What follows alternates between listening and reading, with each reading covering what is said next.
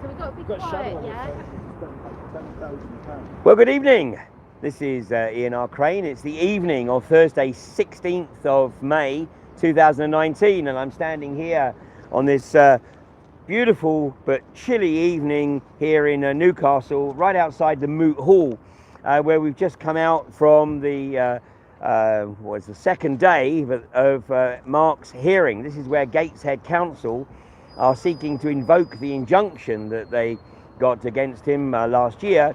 And of course, what they're trying to do is basically get him jailed after alleging harassment of Gateshead Council officers and elected representatives. But the reality is that the evidence that came out in court today really demonstrates the desperation of Gateshead Council and whomever is pulling their strings to prevent Mark from raising the hard questions. And one of the things that is very, very interesting is that despite the assertions by Gateshead Council and their officers and their elected representatives that they have not rolled out 5G, it is remarkable that Gateshead Council have not produced any technical evidence or any technical specialist to refute that statement. So the one thing that can be taken from that is that Mark's assertions are indeed correct.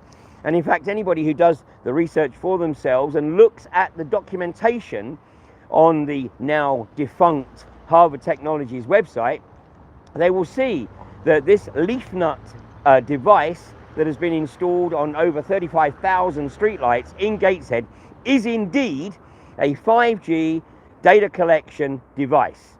And the reason that Gateshead Council haven't refuted this is because they can't. So all of those who have tried to debunk Mark's claim that Gateshead has 5G, basically you really need to back off, rein your neck in and do your research, because Mark presented the irrefutable evidence that the leaf nut technology is a 5G ready data collection device at AV, and basically there should be no further discussion on that. Well, you can discuss it as much as you like, but the evidence is there.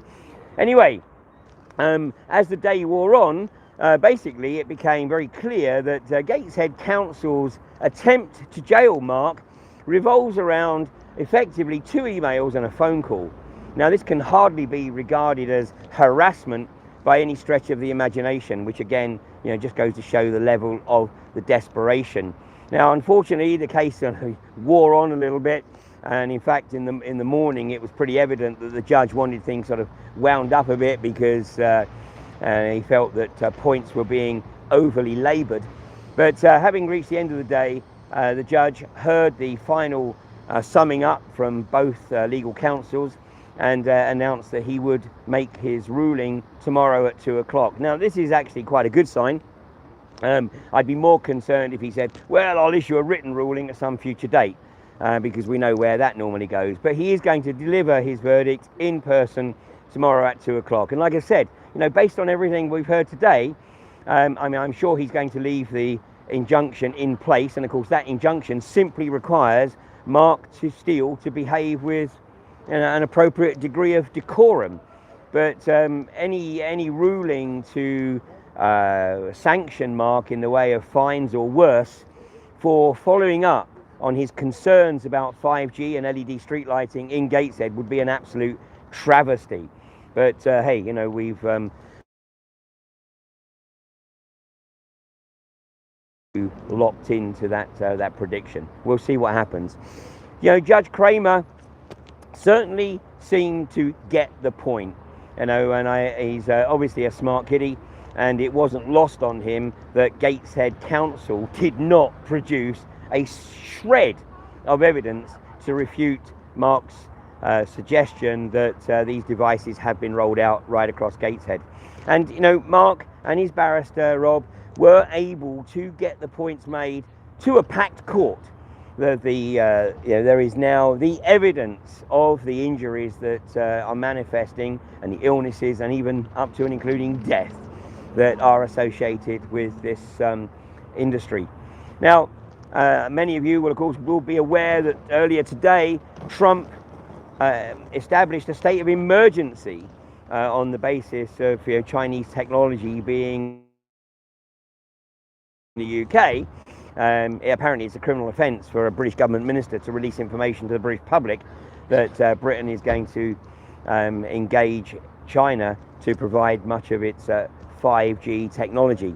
But depending on what happens tomorrow, the genie should be well and truly out of the bottle, but only because of the alternative media, because there wasn't a single mainstream journalist in court, a point that actually wasn't missed by the judge. And he early on in the day expressed surprise that a matter of enormous public interest, an absolute packed public gallery, and in fact the judge was quite flexible and allowed people to sit in the seats normally reserved for witnesses and other participants in the cases. So not a spare seat to be had in the court. So it wasn't lost on the judge that the enormous public interest in the matter, yet no coverage by the mainstream. And if I was a conspiracy theorist, I might want to sort of make more of this. But when I walked out of the court at shortly before 5 o'clock, I immediately got a notification as I switched my phone on that I'd got a 3-day ban from posting or videoing on Facebook. So obviously for the next few days I'm somewhat restricted to YouTube. So I'm reliant on everybody really sharing this, because this is literally the only place that this is going to be posted. So if you can please share this around social media. Of course I can get it out on Twitter, but we need people to be at the court here, the Moot Hall at Newcastle, tomorrow afternoon at 2 o'clock. People travelled a long way to be here today. There were people from the Midlands, people from the south of England, people from Cumbria, but a lot of those people have got to go home this evening. So, concerned citizen from Gateshead, doing the right thing, asking the hard questions, and doing everything he possibly can to raise awareness of this pernicious technology. So Mark obviously needs our collective support. And following on from this, of course, there's going to be an increasing number of talks and awareness events around the country. I gather that there was an outstanding awareness event in Brighton at the weekend, and also on the Isle of Wight. And as more and more communities start to realise the magnitude of the threat, then there's no question that the local activism, genuine community activism, is going to be what is required to get this technology shut down, and until such time as it is proven to be safe. And that ain't going to be any time soon, because as we well know from Senator Blumenthal's hearing back on February the 6th, that the industry cannot lay its hands and cannot point anyone in any direction of any independent study which proves this technology to be safe. And I've got to say, I was embarrassed for the Gateshead barrister. He made a complete, I think the professional term is dick of himself, with his attempt to label Mark as a nutter and a conspiracy theorist. And I think that Mark handled that brilliantly and threw it right back at the barrister and basically said, I've shown you the data, I've shown you the information, it's in my bundle, which, by the way, you stripped down. So that Gateshead Council's legal team effectively pared back Mark's bundle, and what they submitted to the court was simply the bare bones. Another point that wasn't lost on the judge. So, going to be very interesting. This is going to be a seminal ruling, and frankly, it actually doesn't matter which way the judge does rule, because if he does rule in favour of Gateshead Council, that's going to get this enormous publicity. And of course, if he rules against Gateshead Council, it's going to vindicate Mark and everything that he's trying to do on behalf of, well, certainly the people of Gateshead. But of course, the work he's doing is having a seminal effect on raising awareness of the 5G issue way beyond the northeast, right across the UK and elsewhere in the world. So look, I will do a live stream tomorrow morning, and I think maybe later this evening I'm going to hook up with Gemma O'Doherty on her channel, broadcasting to the Republic.